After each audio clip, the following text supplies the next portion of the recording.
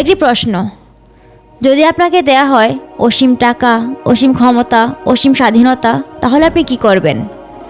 প্রথমে আপনি উপভোগ করবেন, তারপর আরও চাইবেন, তারপর নতুন কিছু, আরও উত্তেজনা।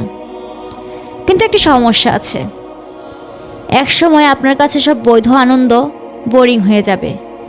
তখন আপনার মন টানবে অবৈধের দিকে। কারণ সীমা না থাকলে মানুষ তার নিজের সীমা নিজেই লঙ্ঘন করে। ইতিহাস দেখুন, একসময় যাদের সব ছিল তাদেরকে কেউ থামাতে পারেনি, বরং তারাও নিচে নেমেছে। মাদকতা, বিকৃতি, অমানবিকতা, তাদেরকে কেউ থামাতে পারেনি। আর সত্যিটা হলো, যাদেরকে কেউ থামাতে পারে না তারা নিজেদেরকে নিজেরাই থামাতে পারে না। If there is no God, everything becomes permissible. দুনিয়ার আইন ওটা তো দুর্বল, টাকা দিয়ে কিনে ফেলা যায়, যে কোনো সময় ভেঙে ফেলা যায়, চাইলে এড়িয়েও যাওয়া যায়। তাহলে কে থামাবে? ইসলাম মানুষকে বাধ্য করে তার উপর নিয়ন্ত্রণ করতে।